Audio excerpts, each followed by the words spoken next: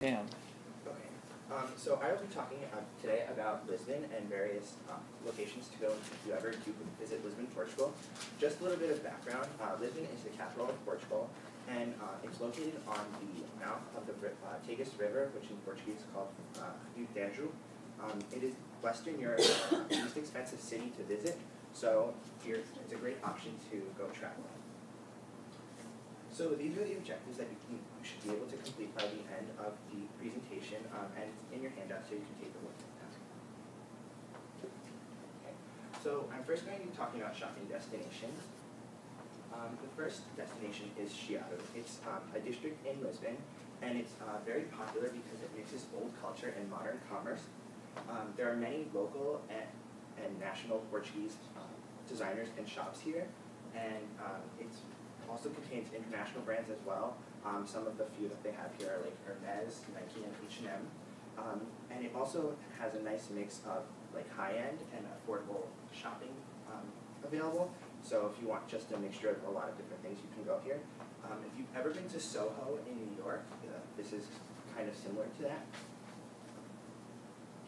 Next is Avenida Libertad, or Liberty Avenue. It was built in the 19th century in the style of Champs-Élysées in Paris. So it's very, very broad. It has great pedestrian walkways that are also covered by trees. It's very high-end shopping, as you can tell by the list of designers that it has. It is not the most affordable place to go shopping. It is the 35th most expensive avenue in the world. And you can compare this kind of to like Fifth Avenue in New York. Again, broad street. And then the type of shopping is also similar to Newbury Street here in Boston. Next we have Centro Colombo. It is Portugal's largest shopping destination. It is located a little bit outside the center of Lisbon, but it's easily accessible by bus or by metro. It was opened in 1997 and it has, at last count, 404 stores, and even an indoor amusement park, which I've actually been to. It's kind of fun. Great roller coaster. The shopping is great there. They also have some great restaurants there as well, so if you want a variety of different places to go eat, great place to go. Next, I'll be talking about some historical places. First is Castelo de São Jorge, or St. George's Castle. It's located on a central hill overlooking the city. It has great views of the city all around. It was dated back to the 6th century, and then over time they just added to it. It was Lisbon's original fortress, so since it had a great look, it was great for like seeing if anyone was coming up the river to attack the city. And if you're on the bottom of the city and you look around, you can always see the castle on top. Next destination is Mosteiro dos Jerónimos, or Geronimo's Monastery. It was built in 1502 to commemorate Portuguese explorer Vasco da Gama's exploration to India, where he started the spice route. It was originally populated by the monks of the Order of St. Jerome, or the Hieronymites. Today it contains various tombs. There are some kings that are buried here. There's also some poets, and even Vasco da Gama, the explorer, is buried here. It's the premier example of Manueline style architecture, which is the Portuguese late Gothic. So it's very, very intricate, and it's if you see the pictures, there's a lot of detailing. It's decorated with motifs of the sea and Portuguese exploration. So there's like foils on columns. There's like some sea monsters and some coral as well. Just down the road is Blank Tower. It's located on the Tagus River. Originally it was built on a small island on the river, but an earthquake actually caused the shoreline to shift, so now it's actually accessible by pedestrians at low tide. It was built in 1515 to guard Lisbon's harbor. Since it sits off the mouth of the river, it provides good protection for the city, and it was the starting point for many explorations because it had such great access to the Atlantic Ocean. It's also another example of the Manueline style architecture, so again, Portuguese late Gothic, and it has stonework motifs of the discoveries, but this also has a few Venetian and Arab influences in its architecture, so it's a great place to go visit. If you go to the top of the tower, you have some great views of the city and the river as well. So I definitely recommend this place. So next we have some food places. Also next to the Tower of Belém and Geronimo's Monastery is Puig Wine. I would highly recommend going here. It was established in 1837 using the old recipe from the convent at Geronimo's Monastery, and they make world-renowned custard cups, which are called Puig Nata. And they're really, really good. On average, they make about 10,000. They sell about 10,000 custard cups a day, and the record for a daily sale is actually 55,000 custard cups. So they move really quickly and they're delicious. If you ever go here, a little tip is they give you like cinnamon and powdered sugar. Definitely put it on because it does make a big difference. Next we have Lisbon's most famous cafe, A Brasileira. It was established in 1905 and it's very famous because in the early 20th century when it was first established, it was a very popular place for the artists, the intellectuals, and the academics of the time. It is very close to the University of Lisbon's art campus, and it has very, very ornate design both interior and on the exterior, and it has a great terrace outside for just people watching because it's in the square, so if you like to just sip your coffee and watch people pass by, it's a great place to go.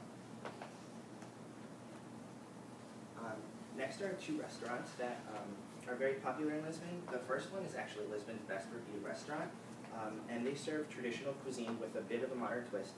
It's a bit high-end. It's actually owned by actor John Malkovich, which is kind of interesting. And it's great views are offered when you're eating there because it's on the waterfront, so while you're eating you get to see like the boats pass by on the river. And the average price is about 35 euros, so it's a bit pricey. But if you definitely want a nice place to eat, you should go here. Next is Portugalia, which is actually one of my dad's favorite restaurants, so that's why I'm kind of plugging it. It's a local restaurant that became a chain. It originally started actually as a brewery that developed into a restaurant and then the chain. And they still do brew their own beer. They have great food, and it's a bit more affordable with about $18 for a meal. So next on to nightlife. Luke's Fragile is Lisbon's hottest club. Yeah. It has great parties. They have amazing DJs, a great atmosphere. It's very, very trendy. Like the who's who apparently go here. I haven't had the opportunity only because it is a very selective place. So if you're looking for a definite good time, maybe you might want to try somewhere else, but if you definitely want to give it a go, the lines are sometimes long, and make sure that you do dress nice enough because the doorman and the bouncers are a bit selective. Next we have the Docks, or the docks. They're actually located centrally along the Tagus River, and this is what makes them such a popular destination both for tourists and for locals. It actually sits right in front of a marina, and they were old warehouses from fishermen and like that, and they used to sell fish here, but they converted it to a variety of bars, clubs, and restaurants. So if you kind of think of like the meatpacking district in New York, if you've ever been there, it's kind of that whole restoration feel, and it's a great night out. I've actually been there, and what's fun about it is that you kind of start on one end at the night, and then you just hop all the way down, and then when you're done in the morning, they actually have a cafe on the end, so then you can have your breakfast before you go home. The last place is Bairro, and it's again a district in Portugal, in Lisbon. It's the heart of Lisbon's youth culture and nightlife, and it caters to people of all ages, backgrounds, and lifestyles. It's a very, very tight district, so the streets are narrow, so cars can't pass, so it has great pedestrian access. And the bars are kind of small, so people overcrowd it a lot, so then the party just kind of like seeps into the street and then they just bar hop, so it's a great, great atmosphere. So, I have a case for you guys. So your friend who goes to architecture school is spending a weekend in Lisbon this summer and would like you to recommend some places to go. She has a flair for the extravagant and does not mind spending money. So recommend 3 places for her to go while in Lisbon, again keeping in mind her interests.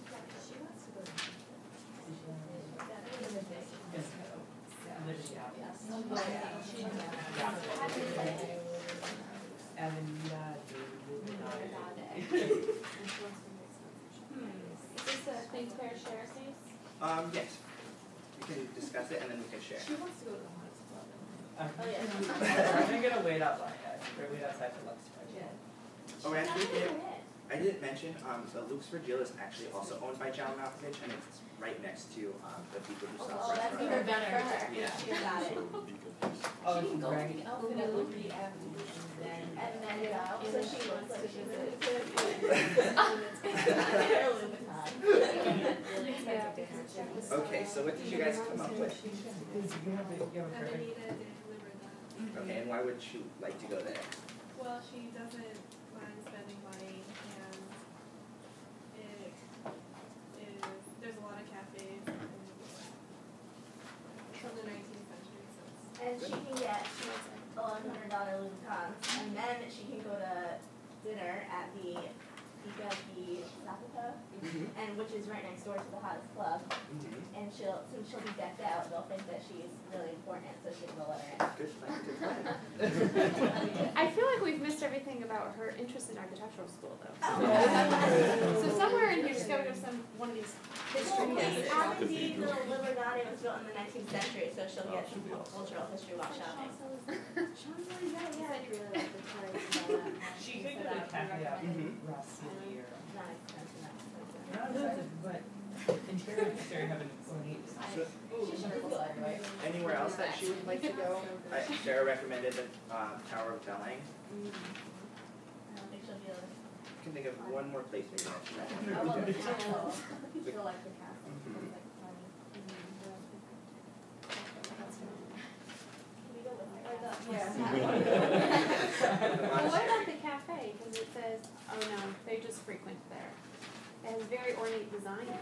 It's very elaborate. I don't know if you guys saw the pictures as they were going by. There's like chandeliers on the inside, so. I think she just liked the city overall. Yeah. Yeah. Do it all.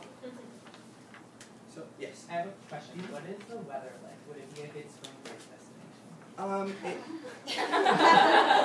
think our class should go there. Yeah. Would you support us? Discount. It's actually not. It's nice in the spring. I would definitely not recommend going in the winter because winter is the rainy season. Though I don't know if any of you are familiar with California weather, but it's kind of like the same thing there.